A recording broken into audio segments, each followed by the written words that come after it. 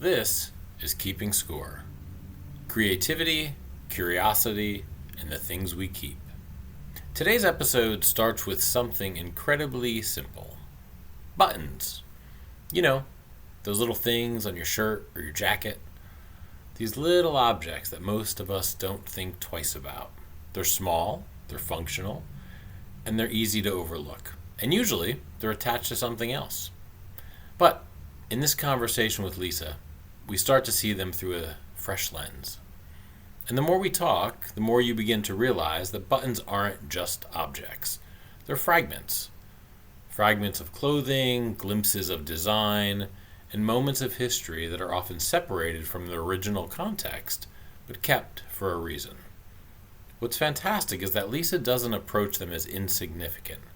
She notices the details, the materials, the craftsmanship, the age and the history. And through that attention, something ordinary starts to feel much more meaningful. This is a conversation about collecting, but much more interesting. It's about observation and slowing down enough to see what's right in front of you. Not all collections are about rare and expensive things. Sometimes they're about the objects that are closest to us, the ones we've seen 1,000 times but never really look at.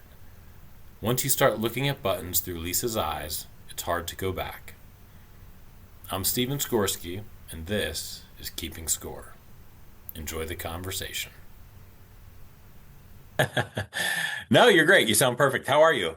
I'm well, thank you. How are you? It's so nice to meet you. Yeah, you too. I'm great. I just got through with a full day of teaching and doing all that fun stuff. Actually, it was really great. We talked about home and atmosphere, and then we were in the wood shop for a while. So that was fun. And now I'm super excited because I want to hear about buttons. I'm so excited. I've been looking forward to this conversation all day.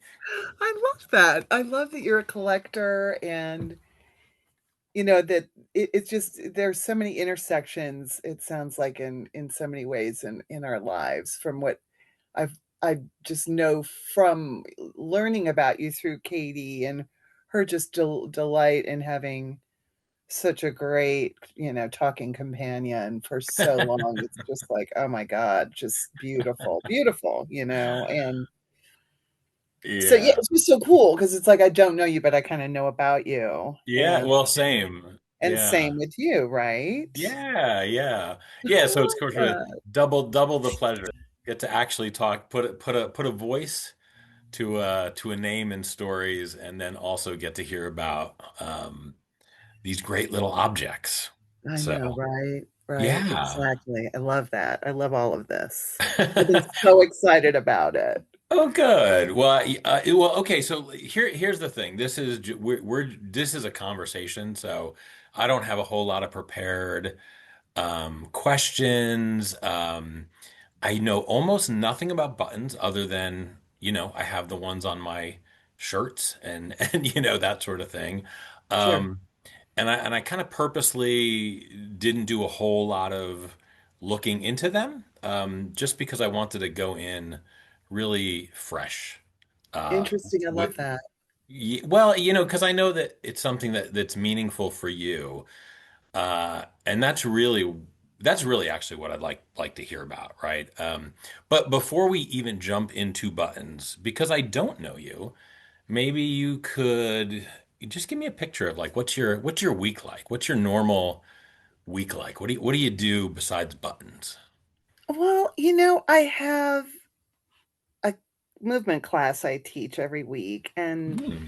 and I love that, and I used to do it a lot more. So it's toward the end of my kind of creative, really active work life, I think. I was really doing a lot of dance, but my background has really more been in the visual arts, theater arts, and things like that. And so I've kind of done a million things. I'm one of those people that has an annoying, like large spread of interest and capacity. So I Hmm. started out drawing. I did a lot of drawing and really love theater and acting and all that. So that, I just kind of have this weird mashup of things. And it all kind of came into, I think my body hurt from drawing and painting, standing or sitting, looking, one side, right arm, right hand, always just the right side. And then I was sewing, and so it was the right side of the body, holding the wheel of the machine, everything right side, right foot on the pedal, everything on my body was so fucked up.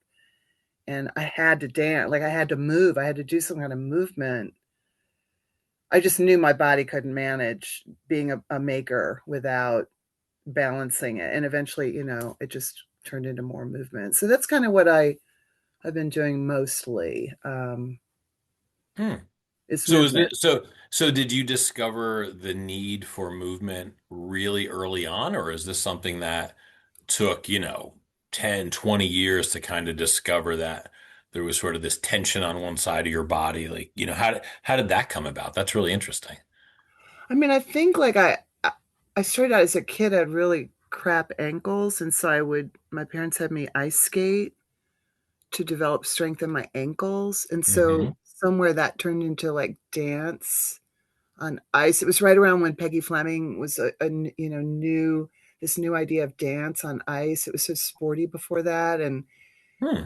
just captivated by that combination. And I was a kid, so it was like early marks. My dad was a musician, and so I played music, and it was just very organized and cerebral for him, and I was more intuitive. I couldn't really read music very well, but I could hear. And so I just was living in a different realm, I think, for so much of my youth. And I don't know, I found myself, I guess, needing to. I had danced as a child. My parents had me in modern dance classes when I was like 5 and 7 years old, and so, just really cool. Awesome. And dad was a teacher. He taught music. He was a pianist, and he taught music in the Cleveland public schools.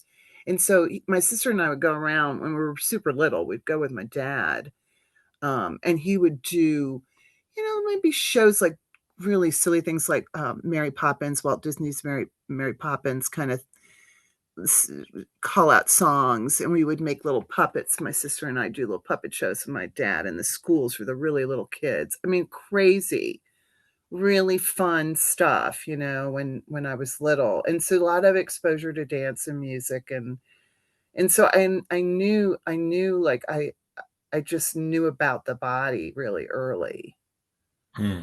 and I was comfortable in my body. I was really comfortable in my body my whole life. Hmm. So That's I great. love I love dance, I loved sex, like all this stuff. And so it was, super, I was a physical young person, I think. And so I had that in my bones, that what it felt like to feel good. Huh. And, All and, right. and so as I got upset, like, to me, drawing and painting became almost like obsessive marking paper syndrome. Like like once Hmm. my eye wanted to capture what I was seeing with my hand on paper, I was just hours and hours and hours of focus, and it was so deadly in a certain way. Right. Yeah. Yeah.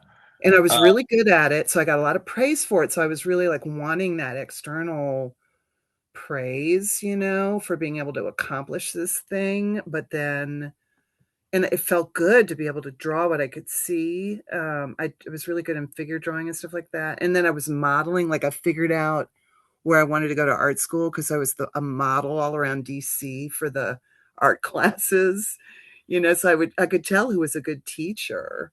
So I don't know, I yeah. was just comfortable in my body. I was comfortable with movement, but I was, really imbalanced for many, many years of my life, I think. And it took a long time to kind of get back, you know. Hmm. Yeah. Yeah. It's really interesting as you're speaking and telling me these things and knowing our mutual friend Katie. I Hmm. suspect that you and Katie can also talk for weeks on end. Because you just said about 15 things that I want to be like, oh, tell me more about that. Oh, tell me, like just, Oh my God, right? so I but know, I know. We're all such, rich tapestries of narrative, everybody's life. There's Everybody's life. so You said it. Everybody. That's the thing that jumps out. everybody, Like, so yep. many threads and so many, yeah, Yeah. it's It's amazing. It really is. So you said something about being, and then now the exact words you used escape me, but you were talking about being like 5, 6, 7, and something about being like existing in another world. Um, what exactly did you mean by that? like I think that it was a really creative household, that I grew up in Hmm. a certain way, but then at the same time there was some kind of really a bit abrasive and difficult things that were going on with my sister, and behavioral stuff and relational things that were going on with us as siblings, but also just things that had to do with my parents' conflict around how to handle my sister's mental illness. I think we didn't have words for it at the time. Hmm. Um, and I don't know what you would call what she was as I was growing up. So, but it was so painful and difficult for them. Hmm. Um, so I think I felt like I knew all along that it was a little unsafe all the time. And then at the same time, there was this beautiful fantasy life that was going on, that it wasn't a fantasy, but I knew that there was something really special about how creative our house was, and that it was okay to paint. It was okay to question, and it was okay to make noise, and it was okay to argue. Like there were things that were sort of taboo in other people. And like even as a kid, I knew just stuff. You can just Mm-hmm. kids are smart. You're smart when you're little, way Oh smarter yeah. than we get credit for. Uh, Um, could not agree more. Kids are, yeah. I mean, it's right? sort of, I think it's actually amazing how, well, I mean, I look back on my own childhood and I was not dumb. You pick up on things. You sort of intuitively know what's right, what's wrong. I think given a lot of responsibility at a young age, at least for me, was like such a gift. Um, Hmm. I mean, I say that in like the absolute best way, like, Hmm. and I would hope that kids today would have that experience. I'm not sure that they do, because there is such a bubble around them. And maybe that's good for certain reasons. But I think what you're talking about, kind of being very in tune with yourself and what you like and what you don't like, sort of like, okay, this is safe, this is unsafe. But here's a kind of a key to another world that I can explore, to discover that at like 5 or 6. I mean, that's amazing. I mean, some Yeah. people never discover that, but to get that so early and to be comfortable with it, that's amazing. Yeah.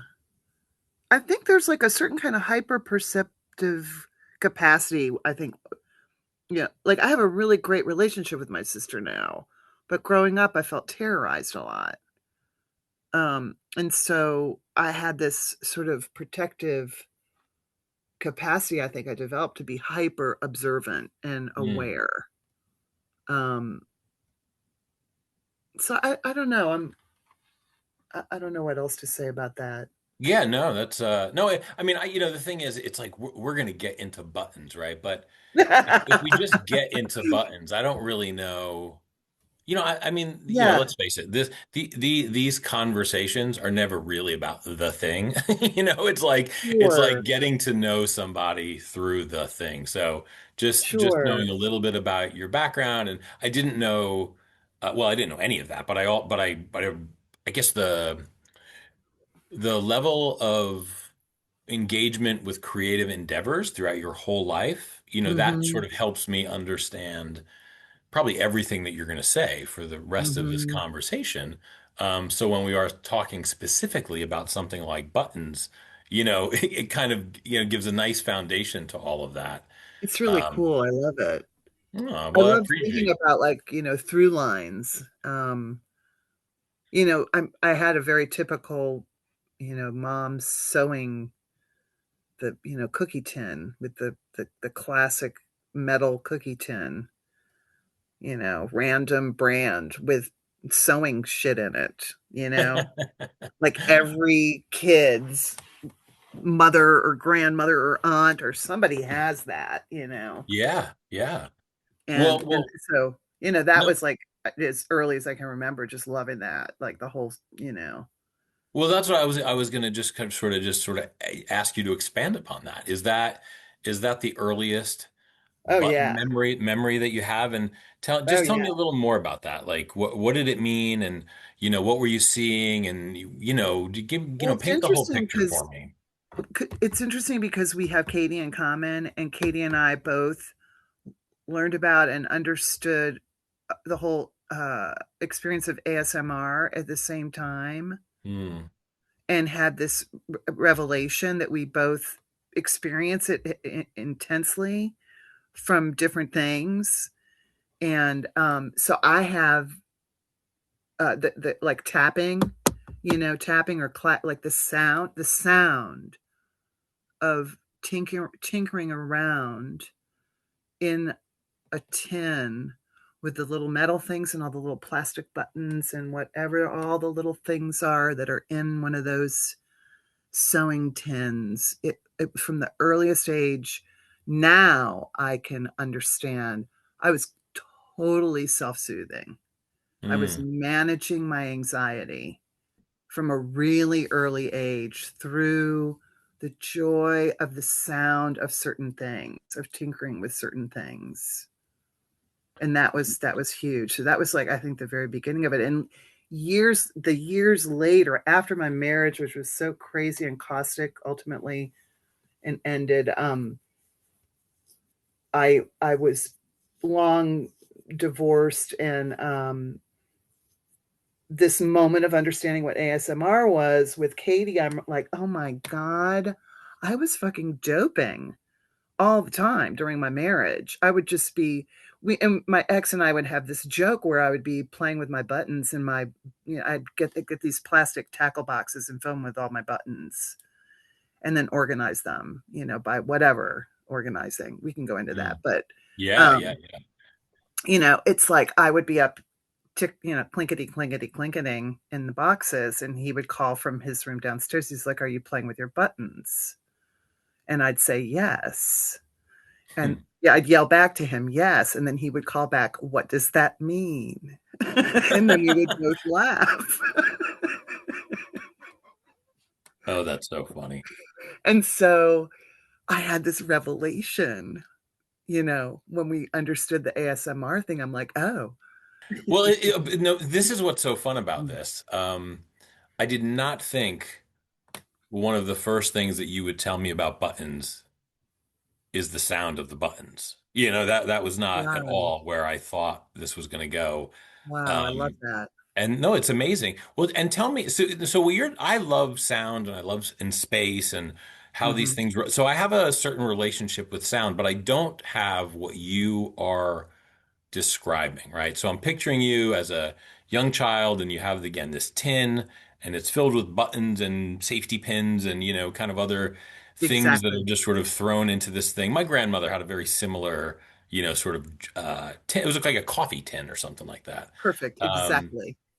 and so because I don't have a relationship with sound the way you do, I'm picturing you again running your fingers through this thing, maybe, picking them up and dropping them. But what I really want to know is what are you feeling when you're doing that, right? You said it was self-soothing and but help me understand, does it become like a meditative state, or is it, are you consciously trying to make certain sounds or replicate certain sounds, or do you just get No, lost in the thing?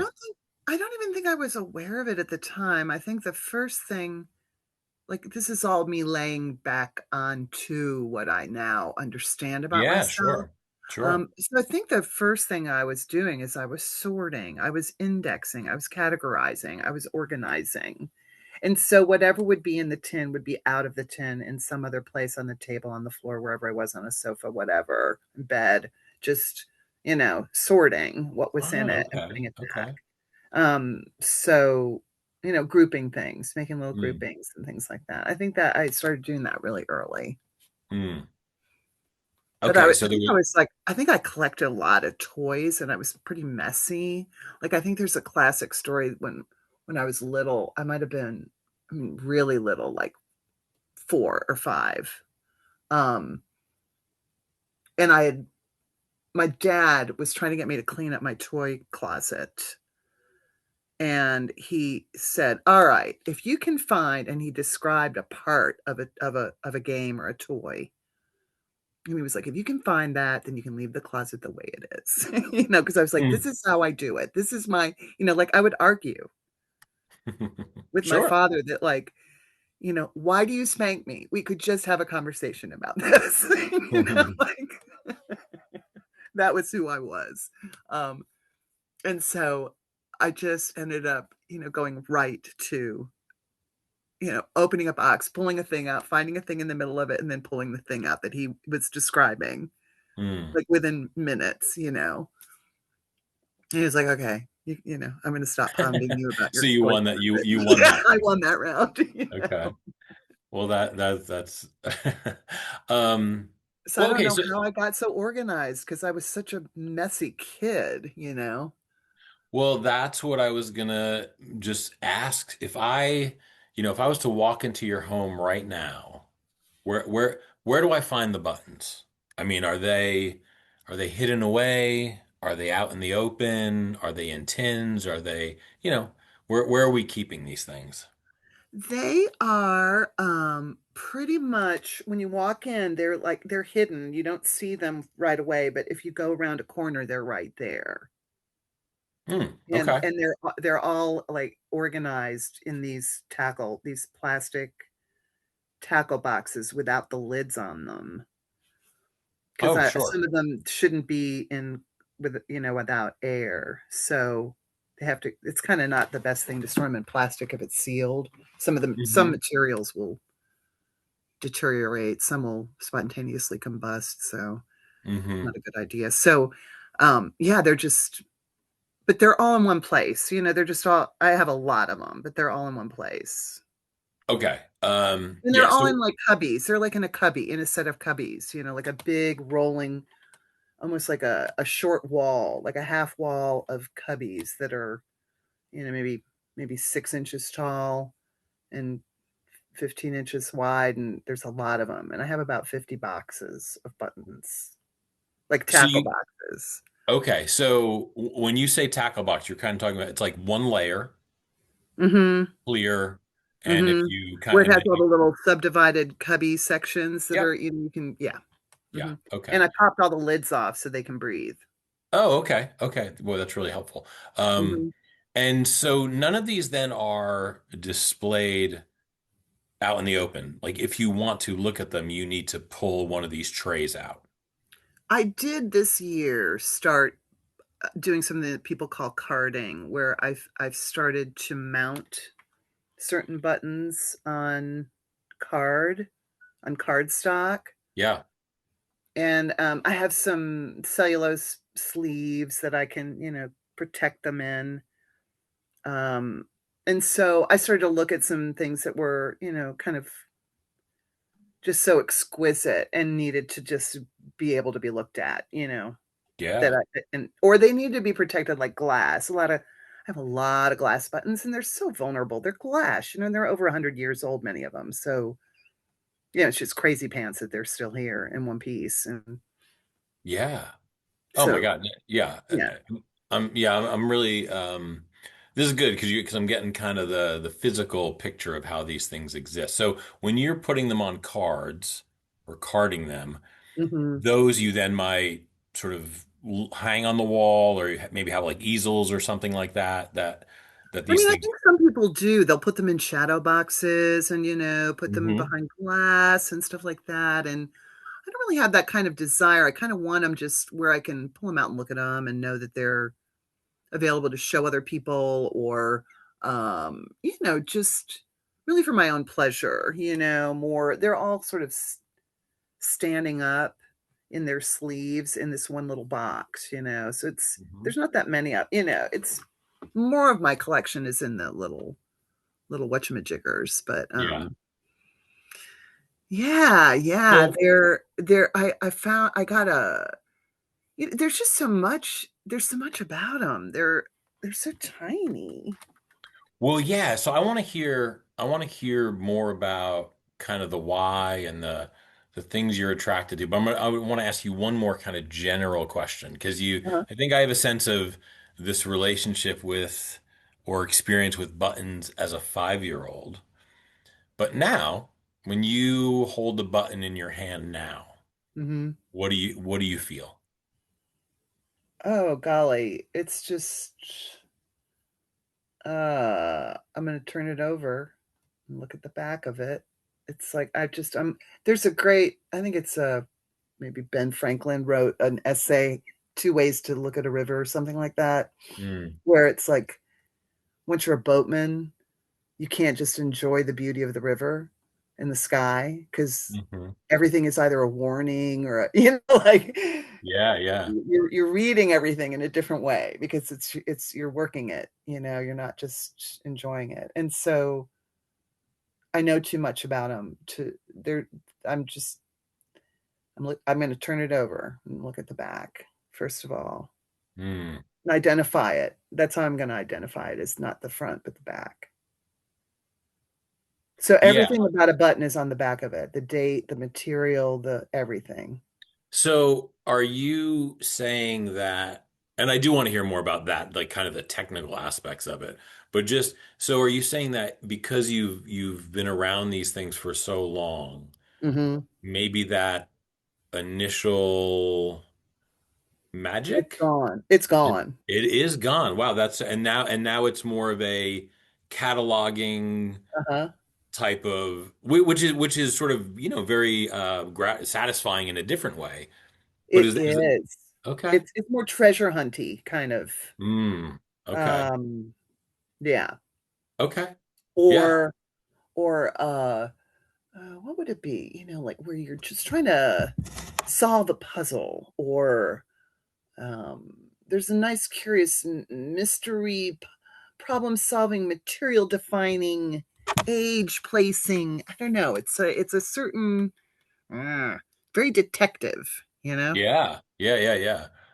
Well, okay. So then let's what kind of label would you put? So I'm thinking about what you're telling me, and I know we're going to get into some more aspects of buttons, but I do, kind of understand that there's kind of the historical part of it. There's the collector part of it. There's the artistic, right? There's all these things. So when you Yes. think of yourself in relation to buttons, do you think of yourself as a historian, an archivist, a collector, an investor? Like what are the label or what labels sort of sit well with you I in this? think I think I'm interested in the history, and I'm interested in the history of human industry, and buttons Mm, are the story of that. okay. So everything that we've ever invented that's become what we use to make anything, ultimately the last little detritus of that process is like, well, and, we can make some buttons while we're at it, which is pretty great. Yeah. Yeah. Yeah. Um, all right. So tell me then, how about this? Can you ground us in the world of buttons? You know, Give me just a brief history lesson as you understand it I mean, they're about, like one of the oldest things that yeah. that we need to attach or make a closure or connect things. So they're very ancient. They're very old. There's evidence that they're just an old part of being a human being.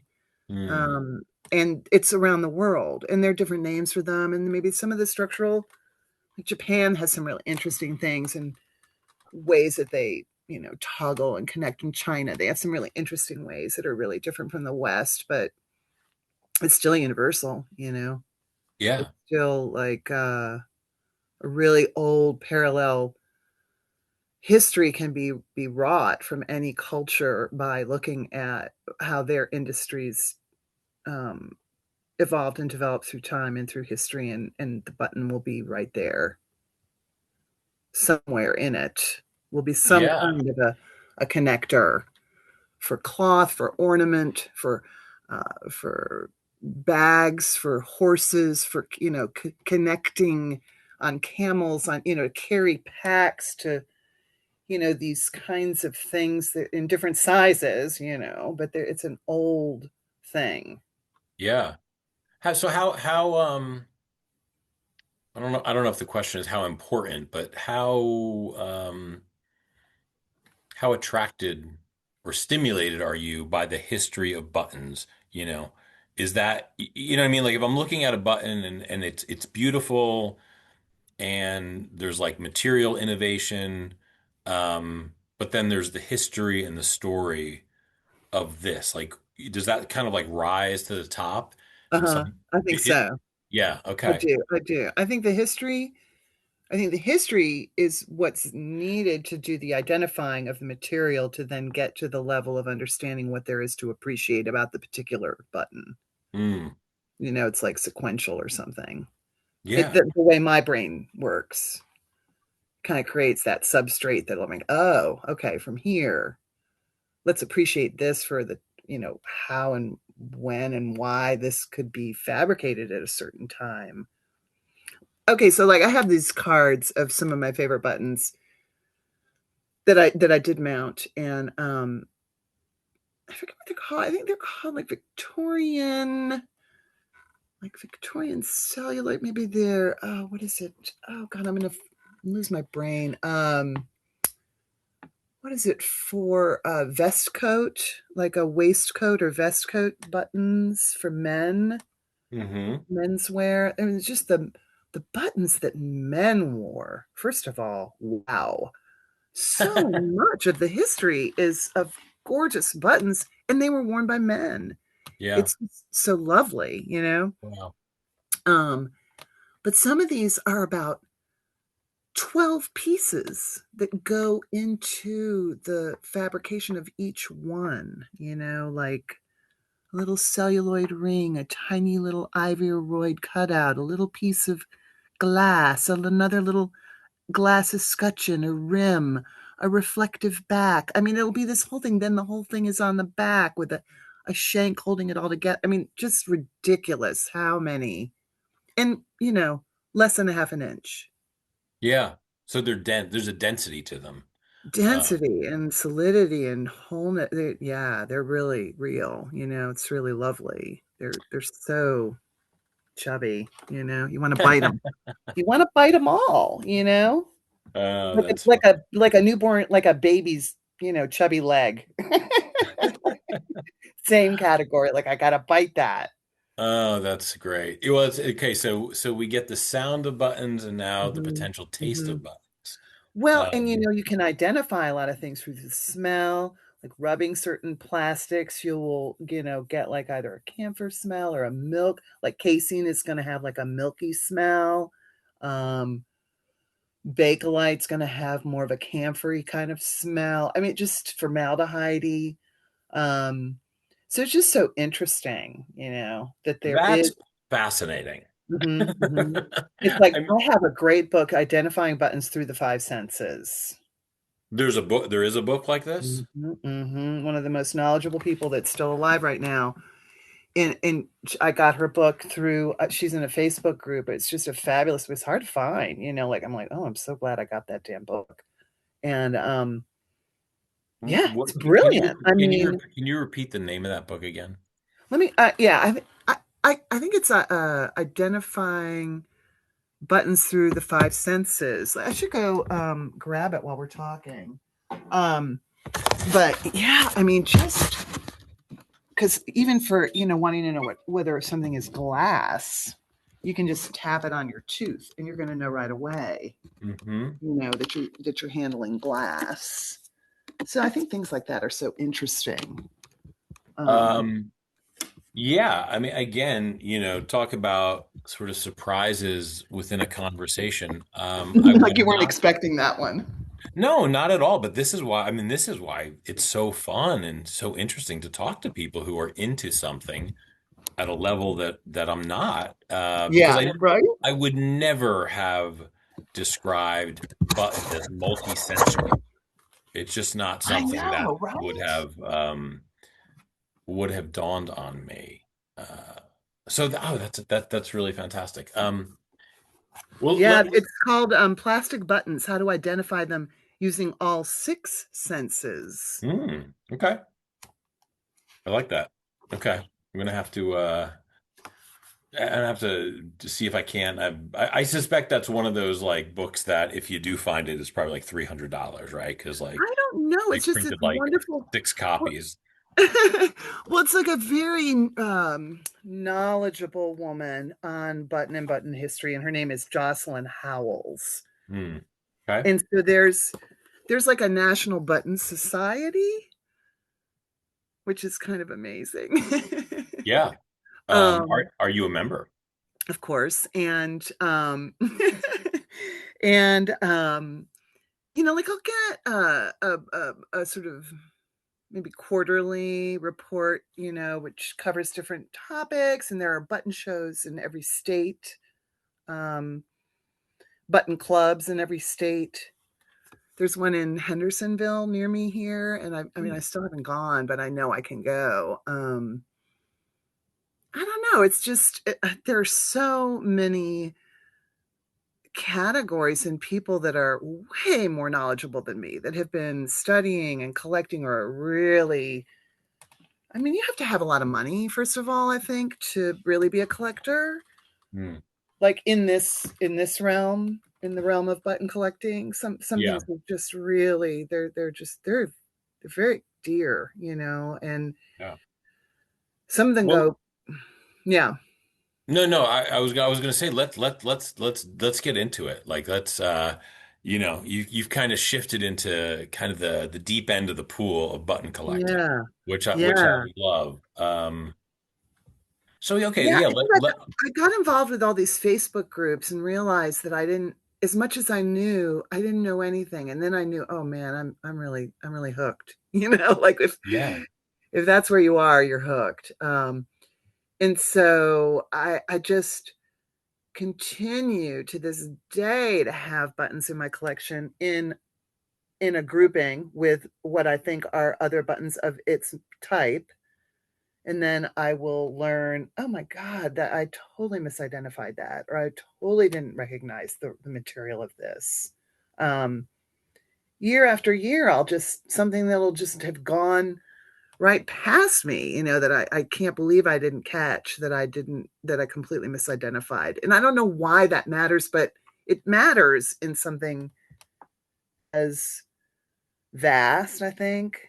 You're never Yeah. going to get to the bottom of buttons and button collecting because there's just billions of them, you Well, know? yeah. No, well, I mean, again, I'm sure that keeps, I mean, it's one of the things that keeps any collection so interesting is, not only the chase, but the fact that you're never going to get to the bottom of that knowledge well. No, So before we hear about some of the specifics and how you started, kind of getting into Facebook, because I think one of the things about a conversation like this is someone might listen to this and think, "Oh my God, buttons are amazing," right? And then they kind of want to know. They don't need a step by step how to start, but I think through hearing your story, hmm that kind of gives them a bit of a roadmap. So when before we get into the specifics, maybe just tell us when did you realize that you were collecting buttons or keeping more buttons than other people? Or was there a moment when you realized, like, oh, I'm consciously keeping these things and they mean more to me than just this tin full of buttons? yeah, I think, I had gotten the phenomenal opportunity to be in a fashion show in Washington, D.C., at the Renwick Gallery. And it was one of these random things where girlfriends saw applications, you can submit drawings, and if you get the drawings and you can be in the so it was like I was one of 10 people selected, and I got to like put my stuff on a runway at the Renwick Gallery. It was just phenomenal. And I was gifted like $1,000 worth of material at from G Street Fabrics, which is one of the most phenomenal fabric stores you've ever been to. It's in the DC area. It used to be in the district, and now it's in suburban Maryland. But um just, I mean, unbelievable cloth and wool, and I made this So you were really. you were making clothes at this point. I was a clothing designer at this point. Oh, Yeah, okay. See, big I didn't time. realize that. So was this was the clothing designer aspect of your life a way that you paid the bills, or was this a hobby, Yes. or it was? Okay. Okay. Yes, I was sewing. I started doing a collection at my friend's vintage clothing store, and eventually I started a collection that I took to New York and um, started to sell at the different, trade shows and get Hmm. boutiques and accounts and make orders for. I just called it Lisa Mandel. It was just my name, and so I did that for a while, and then I was doing some custom work and I was doing bridal work. And so there were all these different things. And so I was already doing all of this work. And then my friend saw this ad and I went ahead and I got into this show, and my mother's close friend sent me a baby jar, a baby food jar filled with black Victorian glass buttons, Hmm. filled, and they're small. So it was like probably 150 buttons in there. Oh, wow. And I was just overjoyed, and I used Hmm. them, like, just decoratively and embellished this gorgeous wool kind of tabard, like, vest thing I made and for the show. And I just was smitten with them, and I would make a lot of, covered buttons with everything I did, and so I was using these kind of home sew things. I don't know, it was kind of a funny mashup of trained and untrained and experimental, and also kind of had a lot of training, so I had a lot of form. I'm like I can do pattern making, I can grade pattern. So I've had a lot of training. Like Mhm. I know a lot of stuff about clothing and construction and design. So it was sort of, I don't know, like always a part of what I was doing was using buttons, and eventually I started a collection called Only One. It took years to do that, and once that happened, I was really starting to use. I was building on that first collection of glass buttons. And once I had that going, I started to look for more antique buttons. They were easier to find in the wild. Everyone knew I wanted them, so I had so many friends sending me things, which was Hmm. so special. Um, and it just started to kind of, snowball.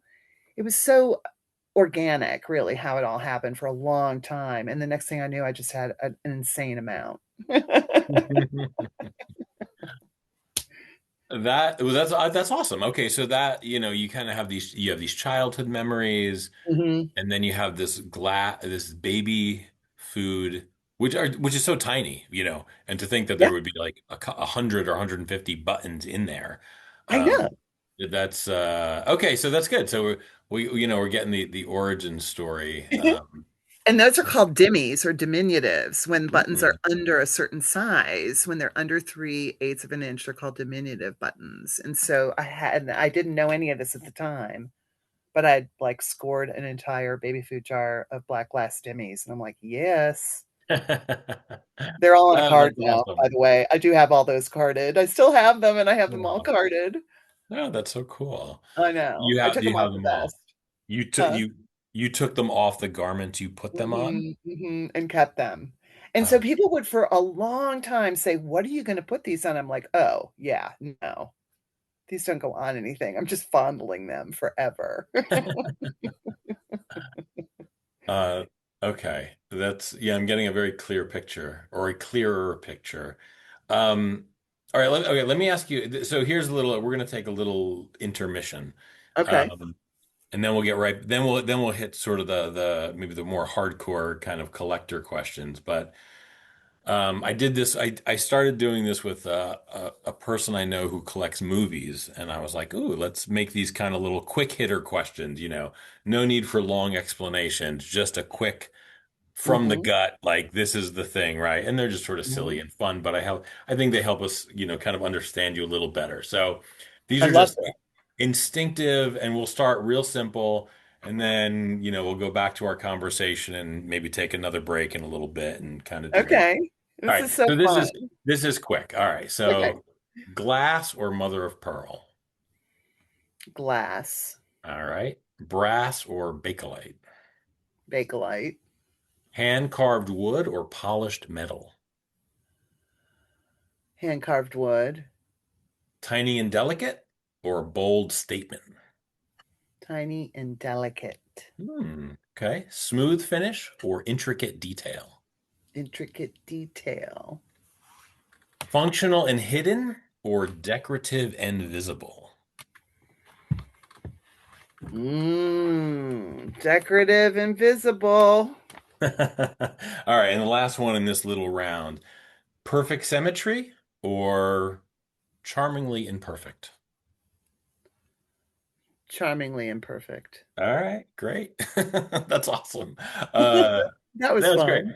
Yeah, I like well it's in, it's it just, people's choices and what they gravitate towards can tell us, a lot of things, especially when reflecting back on those choices and seeing patterns and such like that. Um, okay, so you You at know some what? I point lied. I'd have to say tie for glass and pearl. Glass and mother of pearl are a tie. Okay, no, I'm just kidding. okay, okay, okay. So Don't isn't want there always a to. third way on these yes or no's? Well, that's what we want, right? We love the gray areas. It's hard to commit to one thing or the other. Yeah, yeah. So okay, so you're a button collector, and maybe as you answer these things, um, maybe kind of think about someone who might want to get into it, right? So they need a little bit of the background, and um, so buttons have a value. And I think obviously we all kind of understand, this idea of rarity. Um, but I don't know that most people, including myself, understand what rarity means in the button world. Um, and is it just rarity? So when you're talking about these very expensive buttons, why are people paying for these, really expensive things? And then on the other side of it, the absolute opposite end of the spectrum, could I put together a collection that is inexpensive, but would give me, equal amount of pleasure? Okay, absolutely. To the last question, you could put together the beauty of collecting buttons is people can collect whatever they love. Hmm. And I think when people have the deep pockets and they're like entrenched in a kind of the button collecting world, there are competitions within the National Button Society and the button clubs throughout the United States and the world where button collecting goes on, where people are creating they're looking for, getting acknowledgement for like blue ribbon kind of acknowledgement. So it's really wild. Hmm. Um, no monetary thing, just putting Right. together a perfect tray. They call it a tray of buttons in that world. And it's a certain size. I think it's like 9 by 14 is the card size, and having a getting you can get measled, where you misidentify something or it's not really the right representation of what you're claiming the category of your tray is supposed to be. So Hmm. people get very serious about really going deep into a different category, a specific category in the button history world, or in a specific material that they're, very I mean, there are things like Bethlehem's pearls that I mean, I don't have one. They're so unbelievably carved, often religious, stories and iconography. So they're not of interest to me anyway, but um, they're gorgeous, but just way out. I mean, I just don't have the money, or yeah, I would never. And so some people just that's all they collect Hmm. are these incredibly carved mother of pearl um religious scenes, or Yeah. I don't know. Yeah. So what's I think on the low end, I think many people have been to flea markets and Hmm. auctions, and we probably realize that we could probably get a jar full of buttons for $5 or maybe less. Exactly. $5, $10, you get a jar and maybe, take your chance, see what's in there. Yeah. So we Yeah. kind of get that side of it. But what's the how far does it swing the other way? I mean, is it like, well, there's one button out there that's $1 million, but really the expensive ones are kind of around 1,000, or are we like, is it 10,000, 50,000? Like, There really where aren't that. I exactly is mean, the high end of the market? that's a really good question. I'm so bad about that kind of stuff. So, because it's not my interest, and I don't have the dollars for it.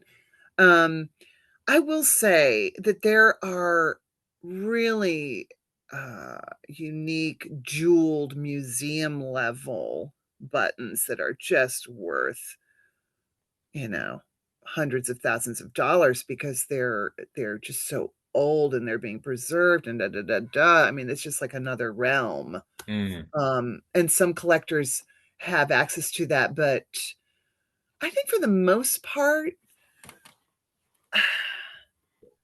we're talking about, uh, buttons can be $150, okay. $80.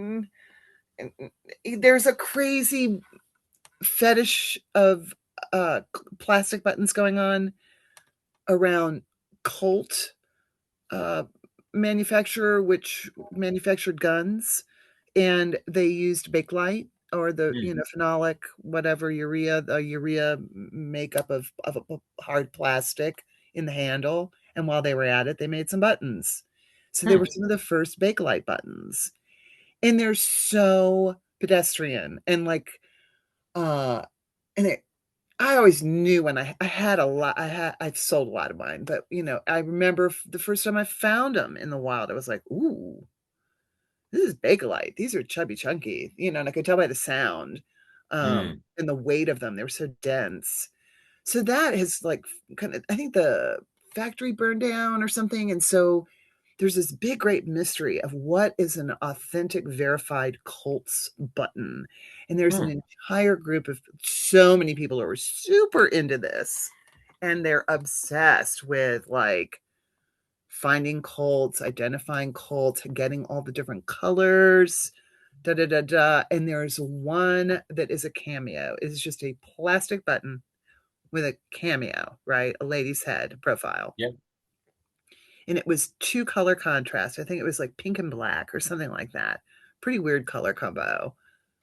I saw it was like $600 that button got on eBay. Wow. That's a lot of money for a Mm, plastic button. yeah. Yeah. So it was Totally. like, oh, okay, well, I guess that's why they love it. So, Yeah. and I love that about it, but I'm not that interested in that part of it. So it always makes it kind of like, oh my gosh, sometimes on the Facebook groups that are button groups that I like because of what I learn, there's just a little too much obsessing and fetishizing around these Colts buttons where I'm like, all right already, enough already with the Colts. Mm, But I think if that's your kind of thing, that would be an entry, for somebody who's okay. who's big into, okay, I can make some money off of this. Um, and they have a specific shank, they have a certain little knockout circle on the bottom of the shank that lets you identify, there's so many things that you have to really be able to identify. And so that's another part. It goes back to my, I guess, drawing background, learning how to look at something. Like I think I've talked to Katie about this. Like drawing is learning how to see. Yeah. Writing is learning how to think. Uh, Singing is learning how to hear. How to listen. It's like so Mm, all of these things they're about really getting into the detail of exact curves of something. A lot of red plain rounded top plastic button with a shank out there. They're not all Colts, so then becomes this like, oh, it's got this certain thickness and a curve, and see how thin it parallels out, and now see how right. that you can't see the shank. Oh, you can see all that. It just gets Right. crazy pants Gets how. deep.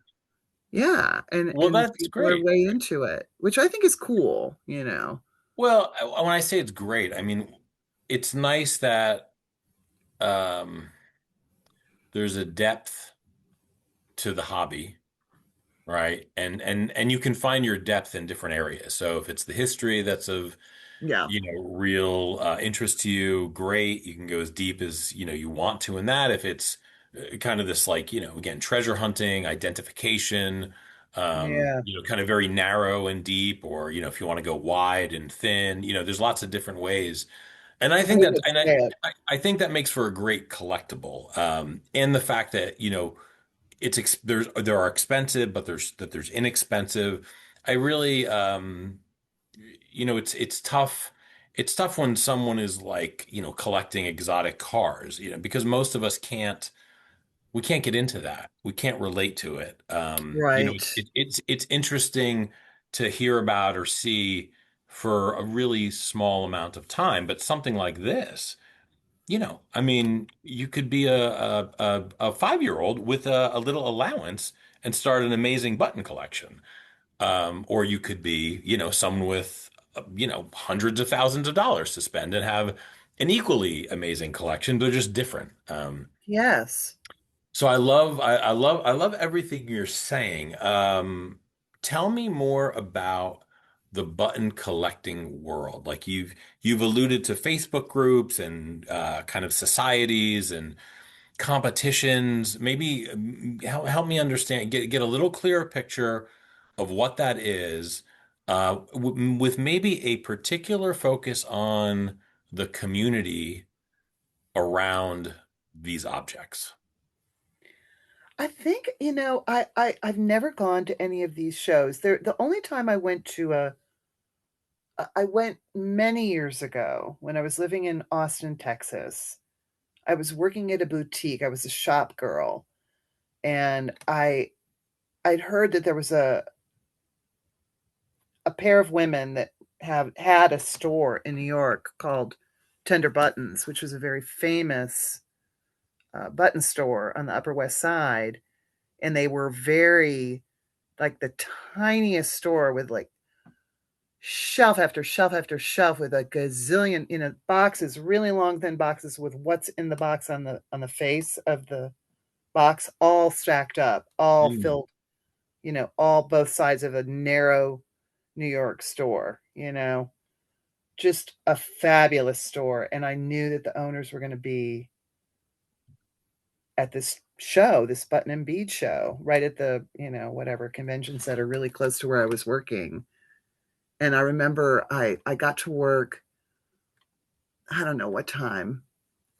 My neck was so sore. I'd been bent over uh boxes and boxes of buttons from all these different vendors and collectors. So people collect buttons all over the place, and then they go to these shows, and then they sell and they trade, and then they meet with other collectors, and then they have, competitions, and they have luncheons, and they have discussions. They have a special speaker about this topic or that topic, or, so like the focus or interest of, each one can have a real wide variety of historical interest, in the area, whether it's beads, buttons, buckles, Mm. blah blah blah blah. So I think I got a big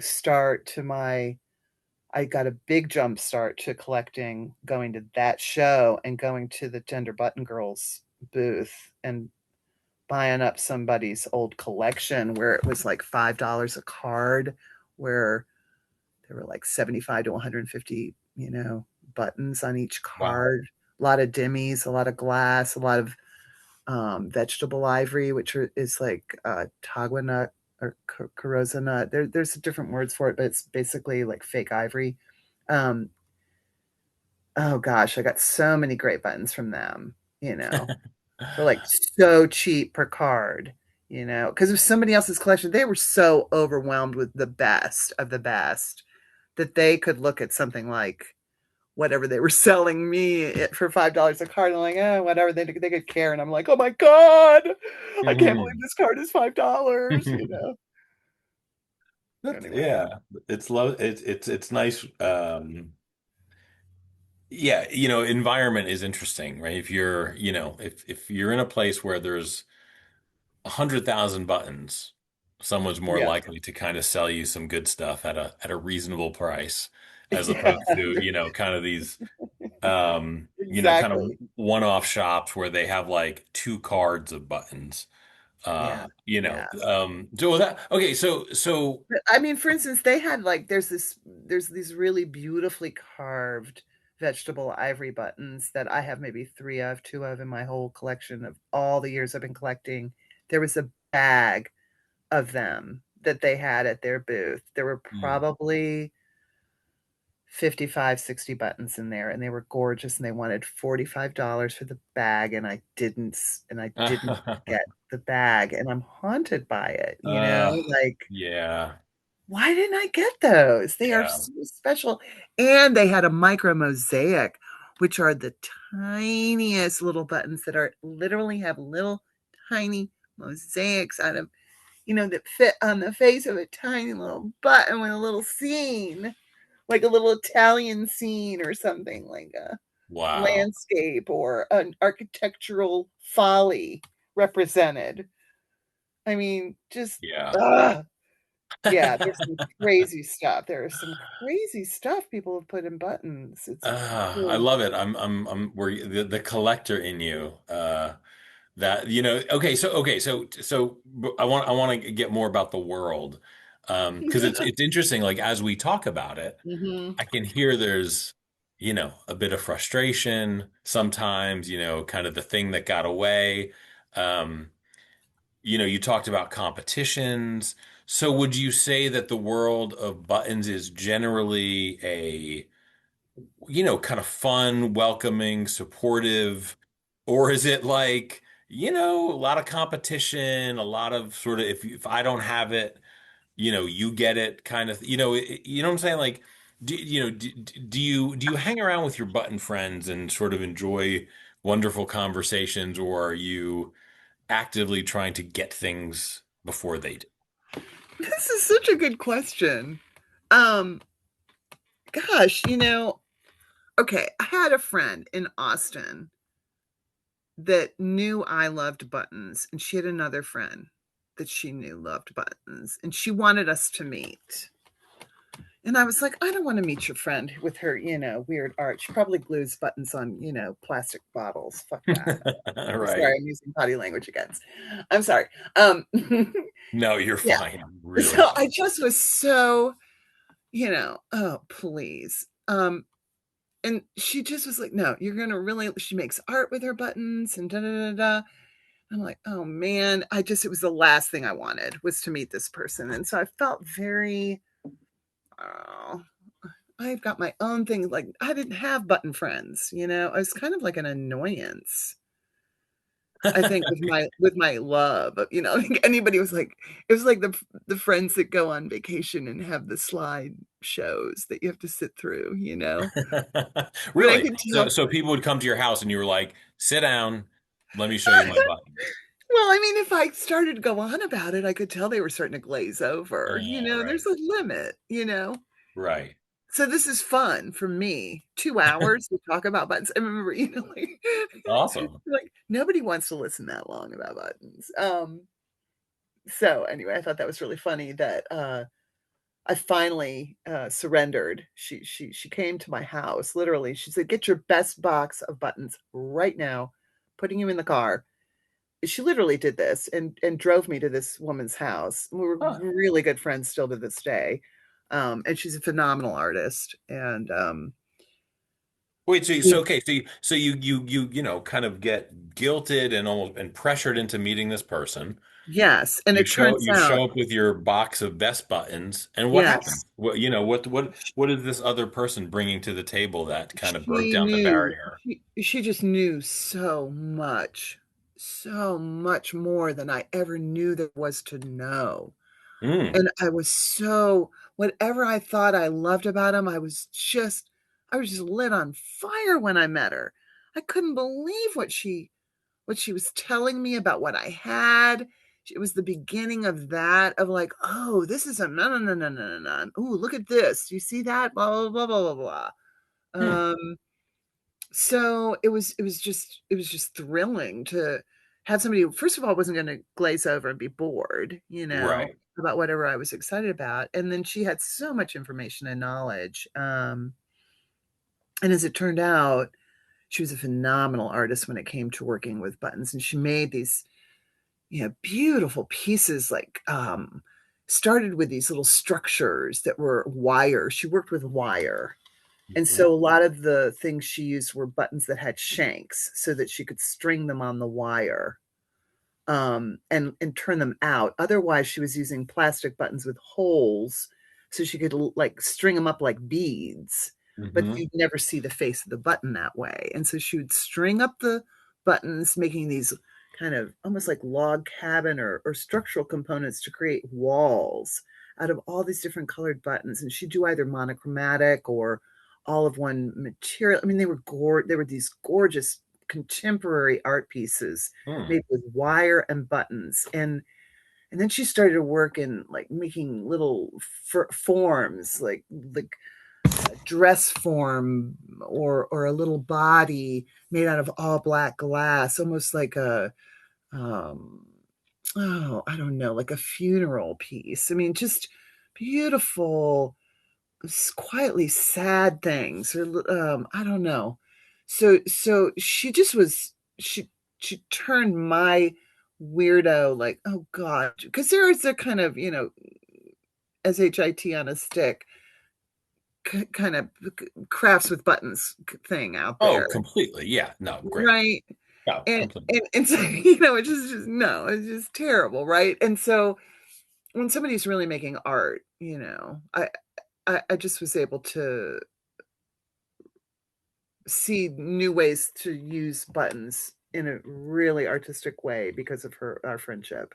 Oh, that's awesome. Yeah. That is fantastic. Yeah, I want to ask you more about that, but I want to take a little break again and give you Okay. some of these quick hitters. Uh, so here we go. This is about nine more of these, organized by color or organized by era. Era. Okay. Now, this one you already answered, but displayed openly or tucked away carefully. uh, Tucked away. Okay. Yeah, that's really interesting that that's the way you keep them. One rare perfect button or a jar full of random ones? Jar full of random All every right. time. All right. All right. A button that blends in or one that demands attention? Depends on the application. Okay. All right. That's a push. Um, Keep the mismatched button or make everything uniform? Keep the mismatch button. Okay. Military uniform or Victorian dress? Victorian dress. Replace all at once or one at a time? Mm. Replace all at once. Oh, that's interesting. So mismatch, but all at once replacement. Yeah, I mean, if you're going to replace, if you're going to go to Okay. replace, if you want them all, just do it. It's like a facelift because it can change everything. Yeah, Because you can totally. replace and be where you were, Yeah.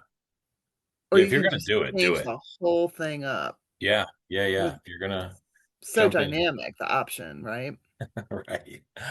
Okay, good. That was just a little quick side there. Okay, so you're talking about making this friend. So if somebody is, I mean, let's face it, the world is very difficult. It is not easy to make friends. It's not easy to find groups of people to share sort of a genuine interest and learn and I don't know. You know what I mean? Like, I think it's one of the beautiful things about collecting. You go to a record show or a baseball card show or whatever, a craft show, and you could tell that people interact on a very different level. So, is this what you're finding at these shows where, someone's listening to this, or they're listening to your excitement and your story, and they want to kind of get involved?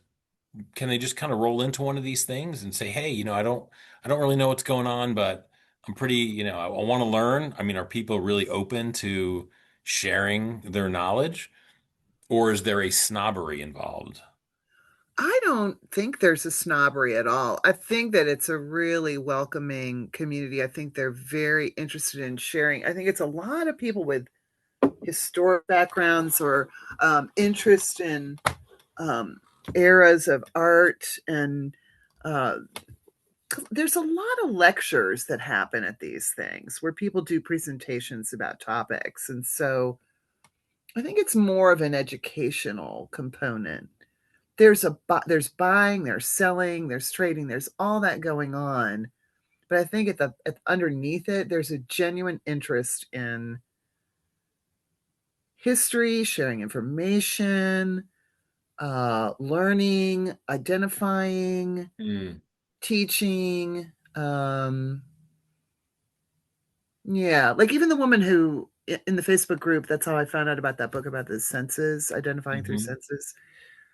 I think, there's like a little bit austere, a little people really know who the knowledgeable people are Yeah. in those groups, and so they defer often. And, there's a lot of respect for the people that really know, that have their chops, if Yeah. somebody, if Jocelyn comes down on identifying a button in a Facebook group, that's the word. I mean, Right, right. I've seen people say to novices, this is, you're talking, if Jocelyn says this, she's the most knowledgeable right now on this topic, That's great. sort of read the room. Well, but it's also great that the when I s- that the that a person that has so much knowledge is actively engaged with, Absolutely. the masses, so to speak. Because I Absolutely. don't I don't think that's always the case. Right. There's So like a buffering. And yeah, I think there is some of that. There's some people in it that are, I think they're tired, I think, of people that aren't real collectors or don't really have what they think they have. And so it's exhausting for them because they're so immersed in the field of buttons and button collecting that it's just not worth their time, and they're tired. And so they may be a yeah. little bit more, they may seem brusque, or they may be pretty unavailable, except for very short, quick, yes, no, no. That's not what that is. Hmm. Um, Listen Yeah, to you our kind of blah, get blah, that. blah. Yeah.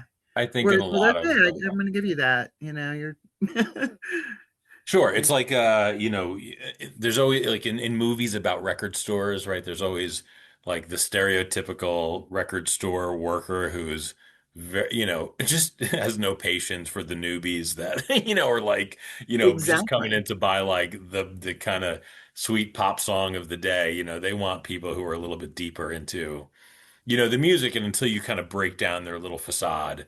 Um, Exactly. yeah, okay, I get it. That's helpful to kind of hear that.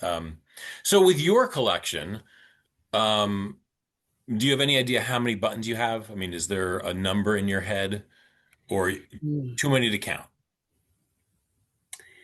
It's so weird. Like, probably, I don't know, 100,000 buttons, something like that. Wow, I mean, it's got to be a lot.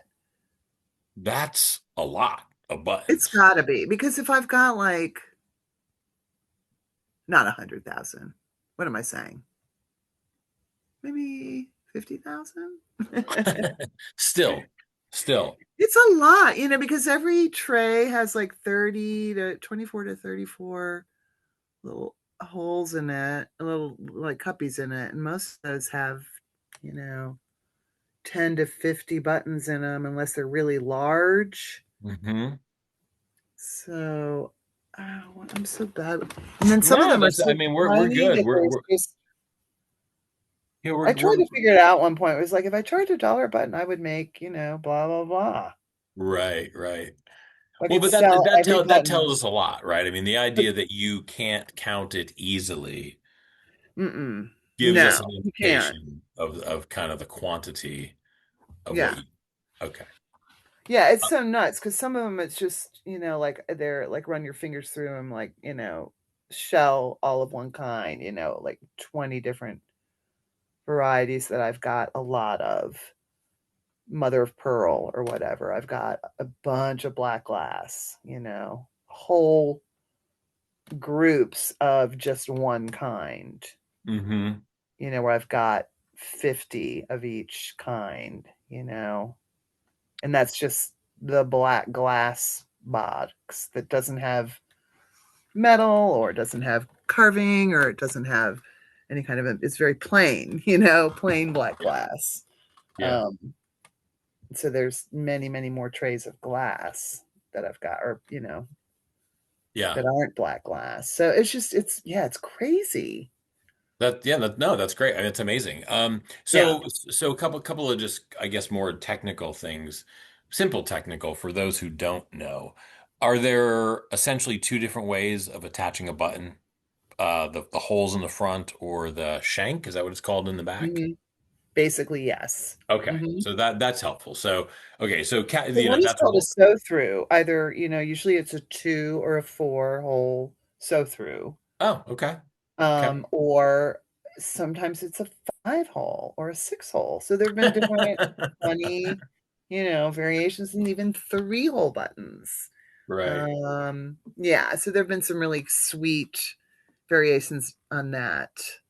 Mm, And then shank is when you're not seeing the thread at all. You're just seeing the face of the button, and hmm. it's attached underneath that face, and that way of attaching is called the shank. Okay. And there Okay. are Perfect. wide varieties of shank forms in different Ah. materials. So that's where identification comes in, is looking at the shank or Mm. at the way that the button was made if it's a sew through. Like it's harder to find a sew through old glass button. They're very rare now. But there are many, many with shanks. Oh, So that's it's just interesting. interesting what is more fragile, what lasted longer. Yeah. I have blown glass buttons. They're little bubbles. They're air. They're insane. They're really old. They're, Yeah. like 120 years old and they're blown glass. Well, okay, so that's fascinating. You have, whatever this number is, Yeah. 50, 100,000 buttons, but there Let's are call it some. 50 to be Okay. safe. Yeah, sure, 100 50,000. seems too giant. I can't imagine I have that many, but I could. Yeah, no, I mean, hey, yeah, I mean, either way, it's a lot of buttons. Mhm. Um, so in that collection, are there ones that, one or two or three that really have risen to the top, you know, how, you got to get out of that house in 3 seconds and you can only grab three buttons. I mean, do those exist or are you like, no, it's not really it's not that kind of a collection. Yeah, that's a really good question. Yeah, I think, and it's really hard for me to find this information now, but my great grandfather was a button jobber.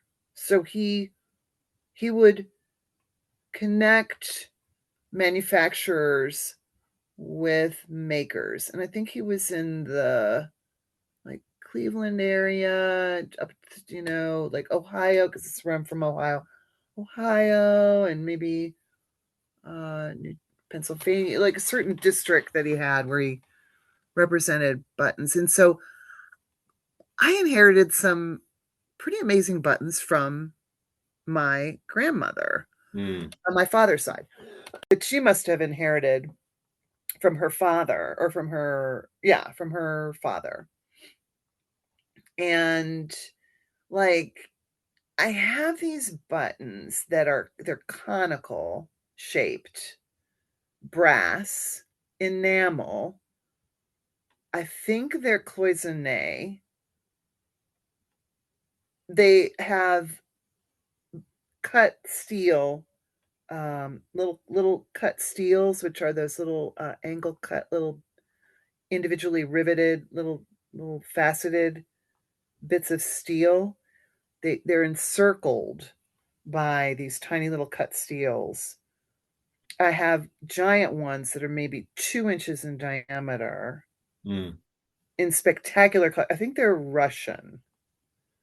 They're so exquisite, and I have a, like a couple big giant ones, and then I have a gobs of little babies, and they're so gorgeous. And the little babies have all little cut steels and all the same detail, but they're tiny. It's just nuts.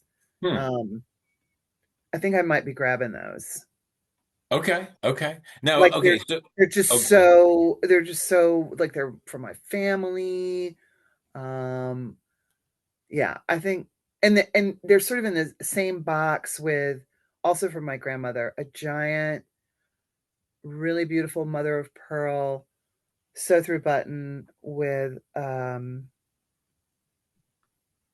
like an abalone button. Sorry. So that lustrous purple, like purple and lavender and pink hmm. hues, with then a like a sailing ship carved in white mother of pearl, attached with the little steel cut steels Hmm. on the like giant, and those were also from my grandmother. I would be Hmm. grabbing those. So the buttons you're describing uh, are really because of not only because, but family attachment is sort of a big factor in what you're grabbing. I think so. I think it's just so special to me that in all of this time that I've collected, that way back in there were these things that were part of my family and part of my, my father's side. And there's just something really special to me about that. Like I wouldn't want to lose that. Yeah, no, absolutely. Those are irreplaceable. Um, so how much of, again, any collectible has certain characteristics to it. The value, the beauty, the Yeah. history. But how much of this do you think is tied to family? Your early memories of being a child, playing with these, kind of buttons, what you're talking about, kind of learning family history through, you know what I mean? Oh. Like how much of that do you think plays into your love of buttons? Oh, I don't know. I think I think it's a I think there's something endearing to me that it came that in the end, as I like, my grandparents were long gone, and so I couldn't go back and talk to them about it. So it was more like a being able to contextualize something that I had loved for a long time anyway. It's almost like it gives this anchor to it where I'm like, Mm. oh, so it's sort of genetic, or Yeah, sure. um, it somehow it's part of my past, and so of course I would be. I don't know. It's just sort of, it's like a stamp of some sort, maybe. Hmm. Interesting. I love the word anchor. Um, Yeah, yeah, because at the end of the day, these things are objects, right? Uh, yeah, and so some of them hold energy or memories where others don't, so yeah, that's yeah, interesting. I mean, thinking of, yeah. I mean, I think so many people, if you're not in the button world, just think of buttons as sort of, very functional. It's like a zipper. You know what I mean? Mhm. You don't typically hear people, going on in this sort of really poetic language about zippers. Now they I know. might. I mean, there might be somebody out there. Um, It's but what so you're true. Yeah, but what you're talking about is very, very different. So, in your collection, again, you have a lot of them. Yeah. What is there a certain subset of your collection that you are actively adding to? One subset that you kind of love more than others? Um, Or is it just no, across the board, you kind of, what you find you like, you buy, you add to the collection? Well, I'm so poor. I stopped collecting a long time ago. I just didn't have the money to buy anymore. Mm, And so, maybe people will give them to me. It's so random, but very rarely something that is like, ooh, ooh, that's exactly what I want. It's more like people identify me as this person um, that they know. Or there was a period in my life where I did get some amazing buttons from people because they knew that I was really actively collecting at the time.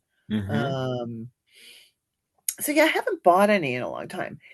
It's so much more about the thing I think I said to you early in the conversation, where as I learn more about a button, to me, there's a thrill about learning more about how to identify something by the back of it or whatever that I'll suddenly connect to something I know I've got somewhere in my collection hmm and I've got it in the wrong it's sitting with the wrong family. It is not in the right cubby.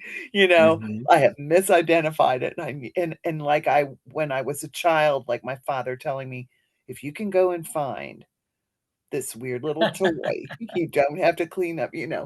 And I will go and I will know exactly where to find the misidentified and, incorrectly understood button. I will find it immediately and go, "Oh my god, I cannot believe I thought you were blah blah blah, and this whole time you were something else."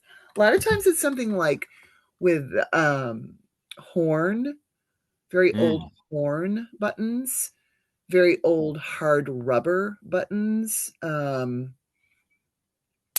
Something I can't remember what you call it, but there are certain materials that it can be really, really vegetable ivory can be right in there where you're not quite sure what it is, and you maybe have to get a loop out and be able to identify some of the characteristics of the natural material.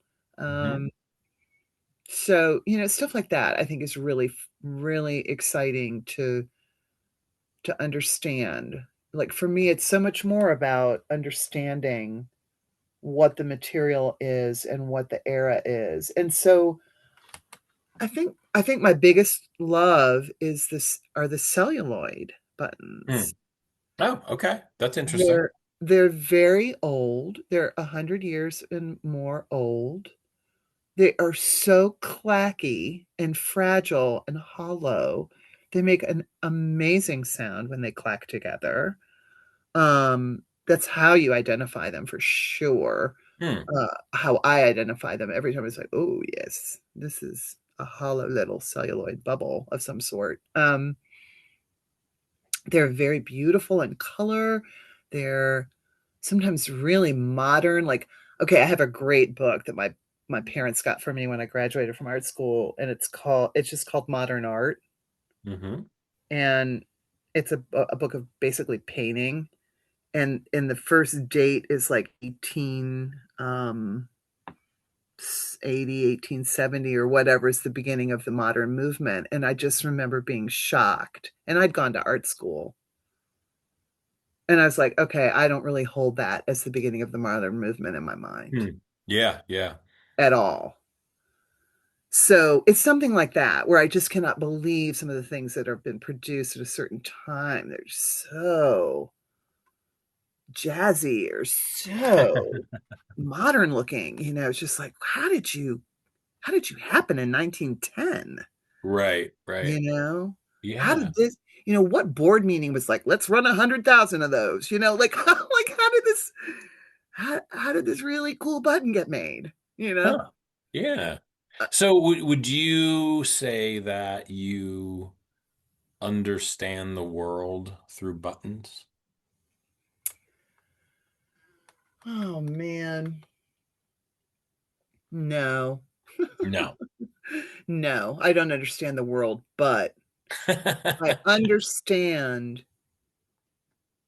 the ingenuity of handwork versus mass production and the art of both of those and the history of both of those, I think is really, really interesting when it comes to buttons. Hmm. Yeah. No, I mean, yeah, I get it. It's Certainly the still world. it's still about like how did this get made? When was the first molded glass? Everything before that would have had to have been carved glass or cut glass.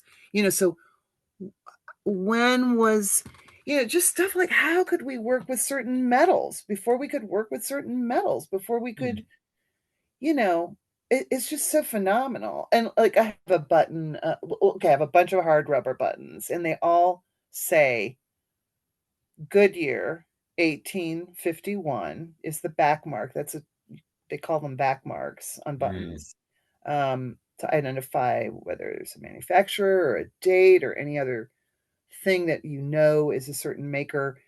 And so it doesn't mean that it's an actual 1851 button. It just means that's the copyright for hard rubber. Mm-hmm. That Goodyear, didn't even make the buttons, but they owned the copyright. So somebody was able to produce hard rubber buttons once tires were produced, and manufactured. There was this, ability to mass produce something with hard rubber, and Hmm. eventually it was buttons. So I think with the fact that every single industry is in some way related to probably a button got made out of that same industry, then Mm-hmm. yes, it is a lens to understand the world in that way. Yeah. So from a historical perspective, at the Yes, very like least, industry, yeah. artistry, technology, technique, mass production, individual production. There are things called studio buttons even today. Um, with somebody as an artist and then they sign a button. But then there are like beautiful studio buttons going way, way back, and you know, uh, glass buttons. I think they're called Bimini, a certain artist, and then Leo Popper was a certain glass button maker. I think from the 20s, had this very recognizable shank. Only his buttons have this specific shank. I mean, I have like two, Hmm. and they're tiny. They're not impressive looking or anything. It's just because I know the history. I'm like, oh my god, I have two little Leo poppers. Yeah. So it's stuff like that. God, there's so much to It's this. too much, Well, but I mean, that's the beauty of it. So, right? no, I mean, really, I mean, we've kind of, without asking the direct question, what are buttons made out of, right? You've talked about, many different materials. You've talked Hmm. about, um, things that are added to, like, stones and such. Hmm. You've talked about mosaic buttons. So, Hmm. it kind of touches on manufacturing. Some of them are artistic. Some of them are almost like, again, like made out of tire material. Yeah, Um, right. yeah, I mean, that's really, so I guess what I'm getting at is there's a lot to this that I don't know. So let me ask you this. What am I not asking that I should have asked you? Oh golly, that's such a good question. Oh man. I guess when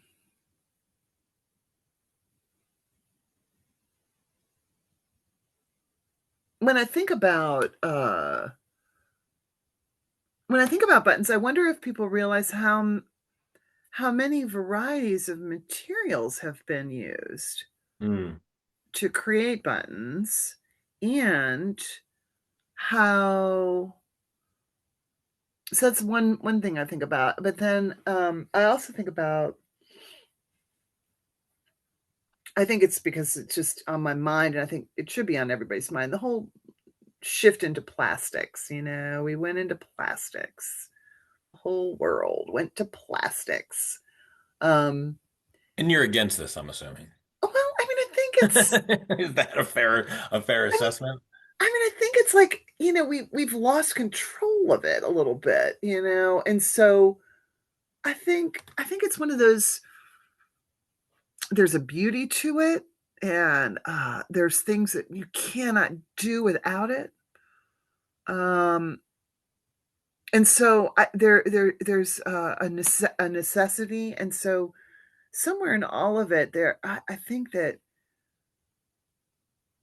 modern button making, I think it's just a really, I don't know what I think about it anymore. Like Mm, I think there are efforts to use renewable materials more and more, and I think with the clothing industries, there's so much uh, rising up against the fast fashion industry, and so anything that has more, I don't know if I'm sure it matters. If mm, it's a plastic button or a shell button, where are you sourcing it? Nah, nah, nah, nah, nah. Just could go forever with this.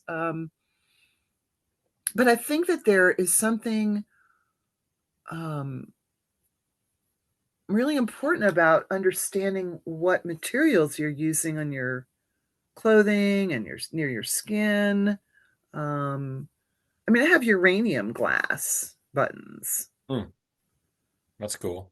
I shine a black light on them and they glow green, which is cool, but like you don't want to eat out of your uranium glass No. dishes. Right. Right. And so there's like there's an interesting tension there, I think, um, Mm. around, oh golly, I forgot the question. I think it's No, no, it's fine. No, well, I'll tell you, you said something that kind of tripped a thought in my mind. okay. Maybe in your collection or in other people's collection, is there a living component to it? Meaning these things don't just live on these cards and in shelves and catalogs, but there's a group of people who are like, no, no, I actively find these, put them on my garments, wear them around. It's a detail that that says something about me to the world around, who encounters, is that happening? Because to me, that would be actually, I think, almost more interesting than anything. I think that there's still the fascination of having an authentic thing. There's a lot of historic recreation, and people that do, what do you call it when they're creative anachronists and whatnot, or people are trying to get an authentic thing. And then Mm, there's the actual film, theater, opera. I mean, for I've sold buttons on and off at different times. Like I've sold, I remember selling a whole set to the opera in Tucson for, you know, I mean, just what a thrill they were like, we need these buttons. Can you get them to us by a blah blah blah? And are they this size? And oh my God, you have the right amount. So I mean, there's just that kind of, it was historically accurate. It was something that they needed for a specific piece and an opera. I'm like, oh, that's fun. That's very much alive. And I think in terms of like theater and film and all of that, I think there still is interest in maintaining accuracy. mm. But that's, which is interesting. And I did about the only fact that I sort of learned about buttons was that there is a competition between button collectors and like Civil War reenactors, and because they want it for the authentic uniform. Right. It's not the love of the button. It's just that no, no, this is what it would really kind of Right. be. So there is that, right? I mean, certainly there's that, but is there a community of individuals who are not recreating anything? They're not trying to just have, an authentic garment from the 40s. They're just trying to live in the present with these small objects that add a level of detail, sophistication, design choice to what they're wearing. Or does that not happen anymore? I don't know. Hmm. I don't know. I think that a lot of times, buttons were about a closure on a fit. And almost always a woven fabric. And we live in knits now. I mean, everything is a knit. Everything is a t-shirt fabric. Everything is loungewear. I mean, there are certain other, I mean, I think in terms of haute couture and whatnot, it's there, but it's not what it used to be in a different era. Like, I don't think that buttons hold the cachet that they used to. Hmm. Um, I Have think there are we people who are interested in history, who are vintage lovers, who maybe are still keeping it alive, and have we lost something because of this? I think possibly in that way that everything is so generic. I think knit creates the blob. It sort of covers the body in a way that is just so blobby, where it's Hmm. just very generic, and we can just sort of deny the unique specifics of the body. And we live in a kind of weird culture too, where you're supposed to look a certain way if you wear fitted clothing. So I mean, it's like a new thing to be a large woman in a fitted suit, whereas you would see different bodies in fitted suits throughout history, but we're sort of weird about it now, and until we started to get better about tolerance of size diversity. You know what I mean? How it's like we're right there. That's only just happened in terms of history. It's just like we weren't and now we are, but it was just happened. um so we don't, we just kind of have this store-bought uniform cut and size. Unless you have the money or the skill set, you're just sort of being fit into a very mass-produced industrial byproduct that we're Yeah. all forced to dwell in. Okay. So we are losing something. I think so. Yeah. I mean, what little I know about buttons, I'm surprised that more people don't incorporate them into just their daily, kind of. I mean, we are fashion aware at the very Hmm. least. It Hmm. would seem like a fairly inexpensive way, uh, not always, but you could, right, to kind of do something very different. Um, anyway, okay. That's interesting. All right, let's do one last quick hitting round, and then we'll Okay. wrap it up with a couple of big questions, kind of bigger philosophical questions, maybe. Okay. All right, now these are a little bit more, sentence or two kind of answers. Most beautiful button you have seen. You don't necessarily have to own it, but what's the most beautiful button you've ever seen? I've only seen a photograph, and it would be a Lalique glass button of, I can't even remember if it was, I think it was flat. I wish I knew the exact flowers represented, but it was just exquisite and Hmm. translucent and lustrous and yeah, just Was it painted or three-dimensional, or how it did these was. flowers Well, come to us? Lalique worked in the glass itself, so it would have been in the glass. Hmm. Okay. Well, so high art, Hmm. museum art, not, Okay. yeah, A single button yeah. wasn't made as a set of buttons. This was sort of a one-off. It might have been, but probably not. Just such a uh, Okay. beautiful, yeah, Cool. All right. just And maybe this. mastery of glass Hmm. work Yeah. in So one button. maybe this is the same answer, but what's the rarest or most valuable button you have encountered? Um, Gosh, I have what I have been told is probably the oldest button in my collection, and I think it's horn, and it's just I think it's from the Civil War. So it's not Hmm. really very old. But it is really old, right?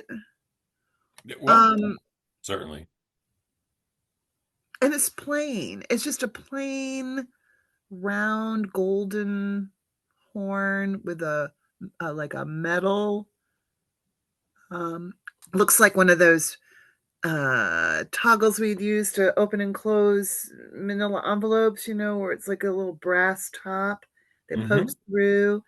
That kind of a thing where it's a little loose, that little brass circle on the face of the button is loose going through with the shank on the bottom on the back side. It's Okay. the shank is very long, which also shows the age. So it's very long, sticks way out from the button. Hmm. Okay.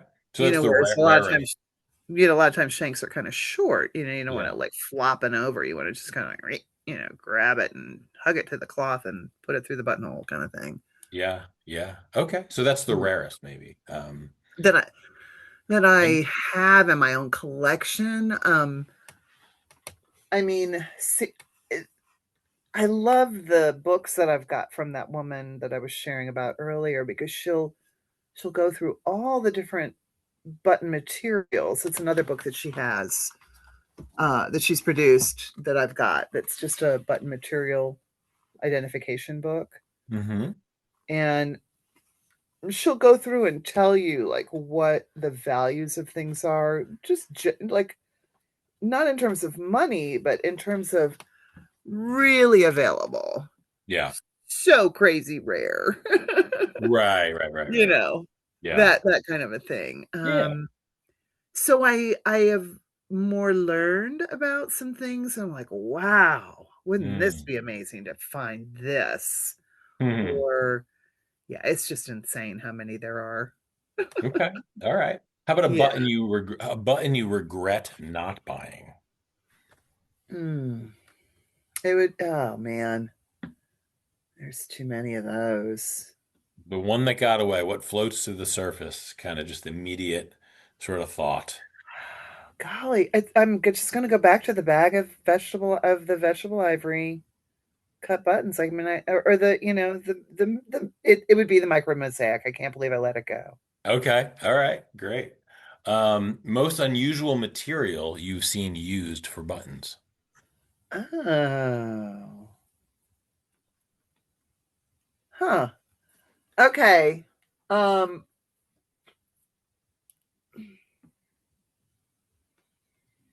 so there's this whole group of plastic buttons that they just look like, I don't know. They're so that's not your question. Your question is the weird material. Well, most unusual button you've seen, yeah, material you've seen used for buttons.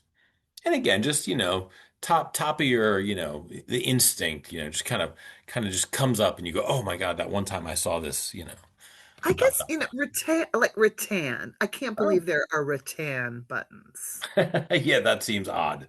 right? Yeah, totally. It's weird. It's a weird It's so material for fragile anything. and scratchy. Yeah. So like, oh, Yeah. scratchy. Like I cut Okay. tags out. I do not like labels on my back of my neck. So the thought of a rattan button is just like, oh, I just have to immediately like scrunch my shoulders up around my ears at the thought Right. of it. Historical era that produced the best buttons. Oof. I would say like right at the turn of the century. Yeah. Like the gay 90s and into the teens, that like right there's like a 20-year period where there's unbelievable artistry, diversity in materials, and just so splendid, so splendid. So yeah. Hmm. Okay. Yeah, I like that. Um, what if you could design your own signature button, what would it look like? That's a great question. You know, zinnias when they're budding, I the don't, zinnia but I flower. imagine it's a very beautiful flower that. Okay, so zinnia flowers are like so everyday pedestrian. They're just like, I'm a flower. I'm so cute. And they're colorful and they're fabulous, but when they're budded up and and they haven't opened yet, they are this tight little nut. They almost look like an acorn. You know, the way the acorn has like little kind of goes down in its sections, but it's a little more fish scaly, a little bit more sort of ascending, descending from big to small toward the, how do I say, it's like little rounded lobes that together you can see the break where it's eventually going to open up, but all you see is the potential of all that, of all Mm, those petals inside of that tiny little bud. okay. And when you look at it from the side, you can see it, but when you look at it, the face, like turn it to like just at the top of it, it's so concentric, like oh, very, what's the word for circular designs? Um, Um, you mean like when like people the do them opposite of as rectilinear, like or like when curvilinear? people do People always say organic, and I kind of think that's a silly word because it just describes everything. But right. No, I'm thinking not like a labyrinth, but when something's a circle and you're going around and around, and it's like a certain design, you use it as a meditation. I can't oh, think of the word. yeah, I mean, like, well, I mean, there's like prayer labyrinths that are sort of what you Yes. walk through. Yeah. It's Okay. kind of got that feeling to it Hmm. where it's just the most unbelievable order, and it's in every Oh, like a zinnia fractal bud. kind of thing, Like what? like a fractal sort of. Kind of like a fractal. And yeah. So, and the potential in that life force inside of that design form. And I've looked at that certain phase in the development of, a budding zinnia flower and thought, oh my Hmm. God, that would make a gorgeous button. I've thought that over Right. and over throughout my life. Like, Okay. you would So make a your beautiful button is about the infinite and potential. button. There we go. That would be my button. Awesome. All right. Okay, so last two kind of just well, maybe not too big picture, but um, I've heard you kind of talk about a lot of different ways of sort of approaching and working with and kind of interacting with buttons. And so maybe one of these kind of is the collecting more about control, preservation, nostalgia, or something else?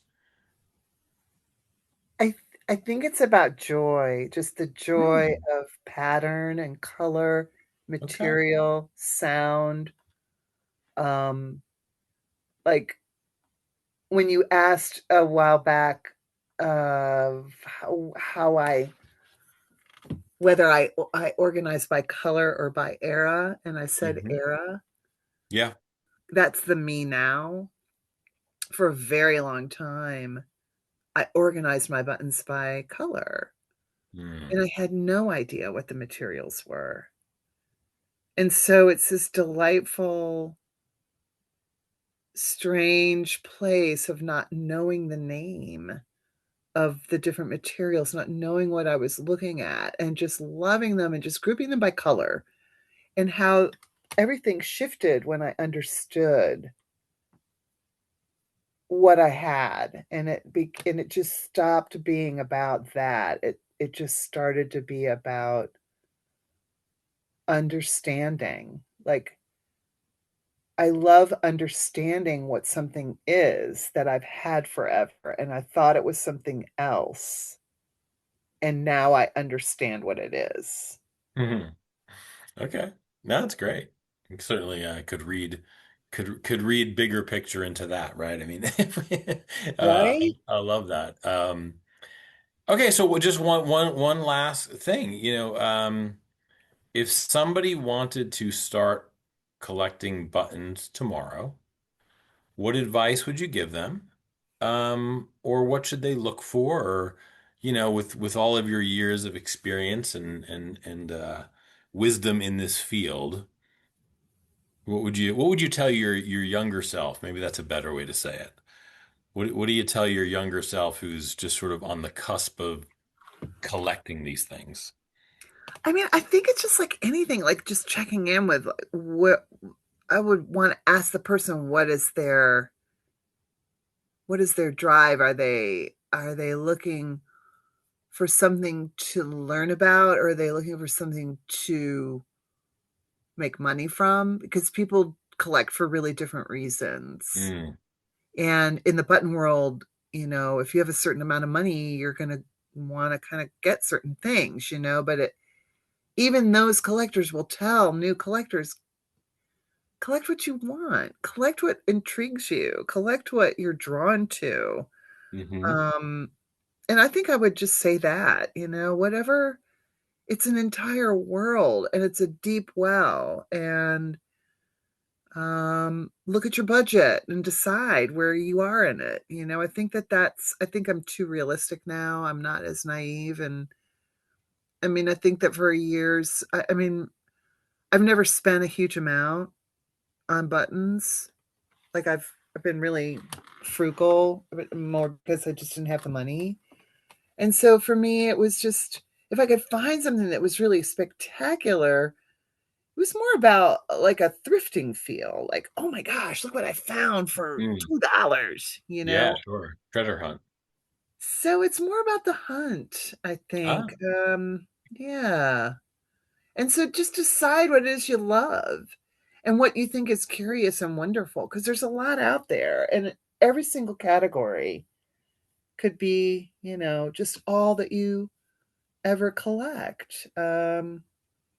There's so many materials. Um, yeah. yeah, Lots of roads you could go down. yeah.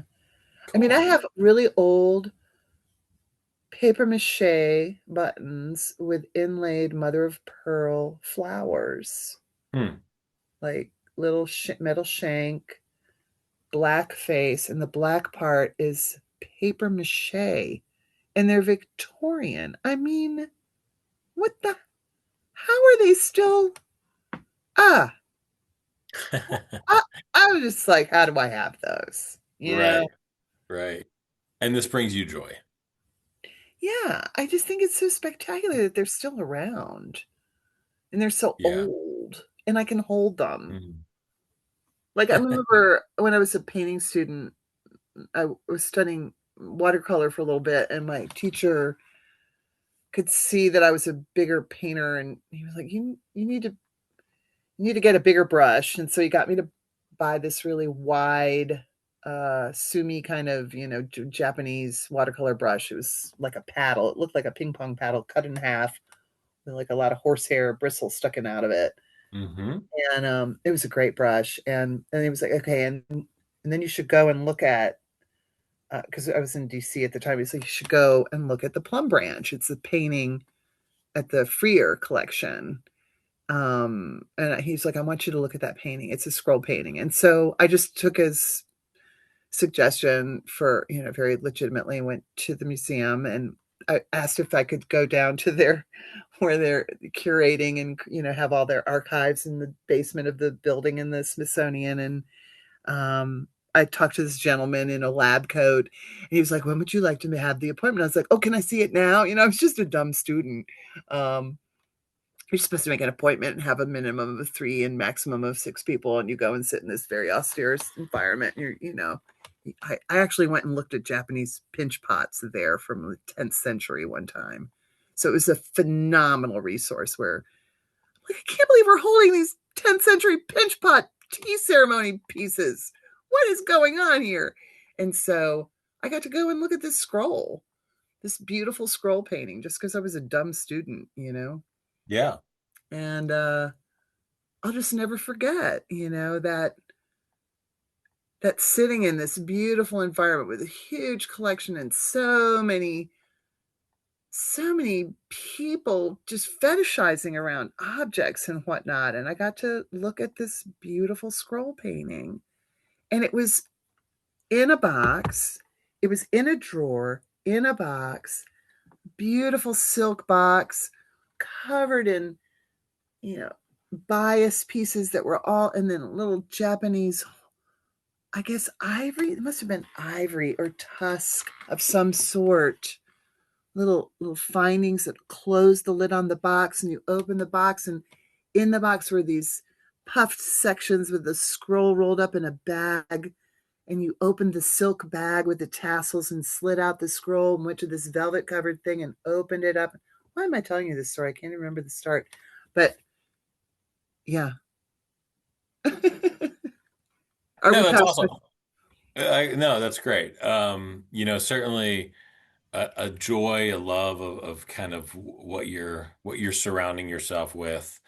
The importance of details, kind of that's coming through in the things that you're describing, connection to history, right? I mean, there's Mhm. lots of things that you're talking about in all of these stories that, this thread that kind of just runs through everything. So I mean, it's such a great way to introduce somebody to this world of buttons. So. Yeah, no, I appreciate it. I mean, it's been great. It's been great, learning buttons through your experiences. I appreciate I appreciate the time and the expertise and, kind of going into depth about what these things mean to you. Mm, it's just been so exciting just to get a minute to realize, like, oh my God, I've been doing this for a really long time. I've been collecting for a long time. I didn't even realize what I would be saying, until we were talking. So this was really, really fun. Thank you. Yeah, well, thank you. I mean, again, I enjoy it, for lots of reasons, the kind of getting to know somebody, the getting to know a new field of collectibles. But then, anyone who listens, also gets that, kind of, the benefit of hearing your experiences. And I don't know. I mean, I think the thing about collectibles that's so interesting to me is the community kind of aspect of it. And so it's kind of a little bit of a shortcut maybe, or a little life trick Mhm. where, Mhm. you can find, not always, but, you're more likely to find some of your people, in a thing, in a world of things that you love. And there's something really fantastic about that. So, I appreciate your, description of the world of buttons and sort of what it means to an individual, but what it means to, a group and really the how it ties you to history. I think that's really fantastic as well. I love that. Yeah, it's been really, really fun to share this with you. And I'm so glad we got to spend this much time together. It was Yeah. really, I was really honored to get to talk to you for this long. So thank you, Stephen. Yeah, you're welcome. Well, thank you, Lisa. I hope that the rest of your evening is fantastic. Well, Uh, same. yeah, thank you. Gonna Okay. go grab some dinner or something like that. So, and then Right? prep for tomorrow. Yep, I know absolutely. this was fantastic, and Oh, great. I'm really grateful. So yeah, same to you. And oh my gosh, I mean, just a whole other subtopic someday. I would love to hear about your collecting, and we have so much overlap, and I know you have an interest in books, and uh so I would love to hear about what your book collecting is about. So Awesome. we should chat someday again. Yeah. Yeah, no, absolutely. I know you have other collections. There's a few others that, so yeah, no, absolutely. That would be very nice. Yeah, I have a huge pop-up book collection. That's what I heard. So we'll have to do a round two at some point. I know, right? Well, have a lovely evening and stay warm wherever you are, and I hope you have a great night. Awesome. Thanks, Lisa. All right. Well, have a great night. Okay, bye. Bye bye.